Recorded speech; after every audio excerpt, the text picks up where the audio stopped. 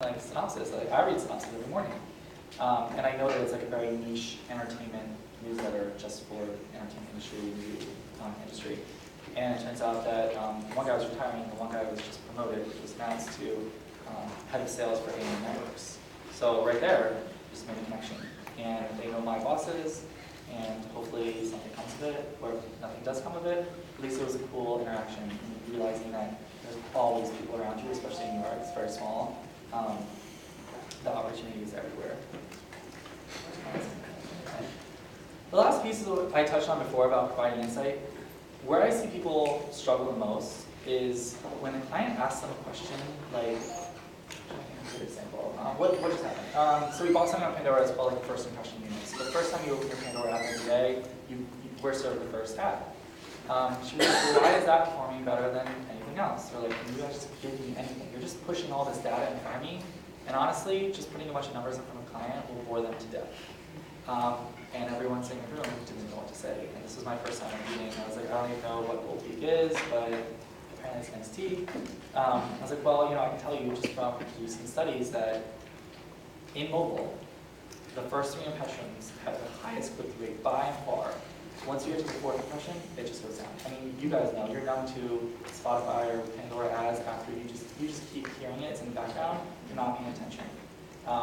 And that was a helpful tidbit. She's like, okay, thank you. I needed something from this, not just putting numbers in a pretty spreadsheet, and then what? Was that the right answer? Kind of, because I know that there's research on it. If it wasn't, something that came up, a big streaming audio service was trying to change my date. I focused one of the campaigns around key holidays over the summer.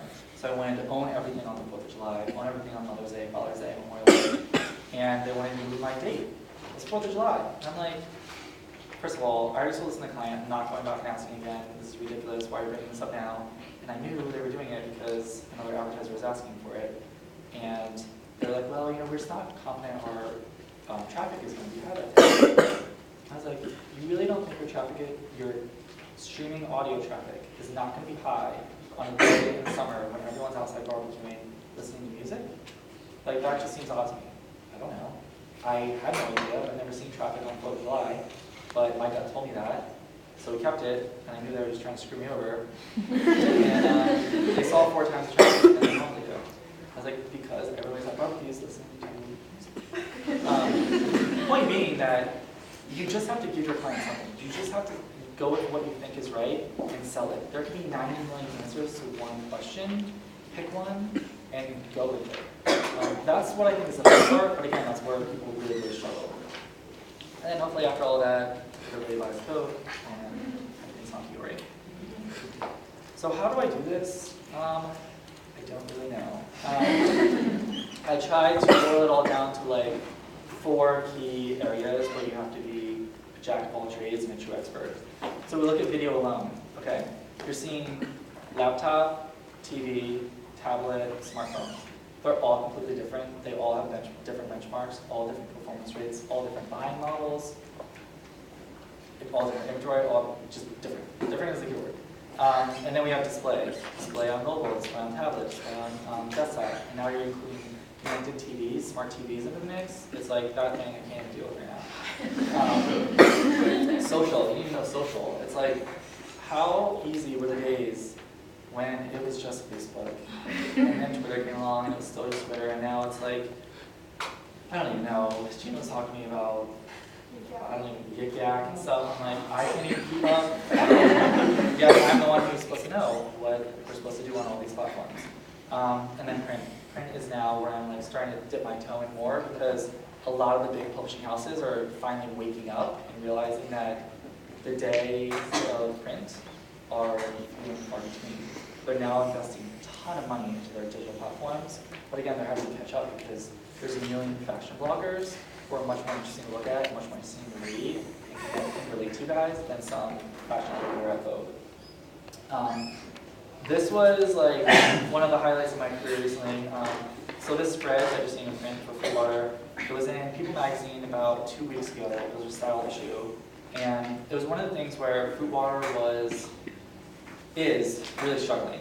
They launched last year. No one knew what it was, how to drink it. Was it sparkling? Was it water? What is it? Is it juice? And now all of a sudden it's like Coke is like, make or break. We're not going to keep pumping money in this product if no one's drinking it. We've seen sparkling ice that came out of nowhere. It sells for $1, and it's in every major retailer. Everyone's buying it. Everyone loves it, men and women. So really the client was like, do whatever you have to do, which is kind of nice when you're like going to People Magazine, and we had a meeting, and my print director literally said to her, she was like, we want you to be scared with what you're proposing to us. We want it to be something you've never done before, and we're both going to fumble our way through it, but when it happens, it's going to be amazing. And the end result was this. It was a 3-page spread, and the pink right side was a piece of the cover. So for the first time in People history, did they actually minimize the cover, which is technically editorial space, for our ad. And I won't tell you how many zeros were behind the dollar sign for that, but it was a really big moment because we really forced the partner to change what their offering was. And now you're going to have a ton of advertisers trying to buy that same exact unit, and the price is going to jump. So all of that, there's so much more, but you're supposed to be the one that really has to know what it is and have an opinion on it. Again, sometimes I'm just winging it, but it's just that confidence in your voice that really makes your the best it is. This isn't, I didn't want to put this here to be like, oh, look, I'm telling you, you should. I'm like so busy, that's not who I am. But I want to compare it to your guys' schedule, right? So you have maybe 2 or 3 hours of class a day. When you're in class, you are totally dedicated to that, you should be. Totally focused, totally engaged, asking questions, answering questions. And then when you're not in class, you have all this free time that you can really allocate yourself. Do you want to study? Do you want to go to the gym? Do you want to do absolutely nothing? That's kind of the same thing I have during the working day. And the tough part is that I can't pull all-nighters when no one else is. So yes, I can do my work late at night, but when I need answers in real time, it's not going to happen. It's 9 to 5. Maybe if I'm lucky, I can get a West Coast contact and annoy the shit out of them at like 9 o'clock. But this is an example of what my calendar would look like. I have to be engaged and prepared for every single meeting. It could be with clients, it could be with internal teams. But then you look, where are the times where I have free time to either prepare myself for that meeting or actually do the work that comes out of that meeting? So learning how to manage your time, and I know it's one of those annoying things that people always say, time management. This is where people literally freak out leaving work because they don't know what to do and they're so overwhelmed. And you don't want to be that person that's working till midnight every night, like me. She works at another large agency, and I'll only tell you after this which account she works on, but it's beauty, which is why I no longer work. Finally, some advice, and I wanted to hit myself after I wrote these 3 things down. I'm like, oh, everybody was always telling me these same 3 things, and I didn't know what it means, and now I'm like, oh, they were right. So keep calm with yourself. It's going to be okay. Just remain calm. When you see people starting to freak out, that's when they really look unprofessional and you lose credibility. When you just snap and you don't know what to do or you look flustered, people will never go to you again for questions or anything. They're like, that person is just loose cannon. And you need to be authentic. You really need to be yourself. The cool thing about advertising is that they want mixed backgrounds.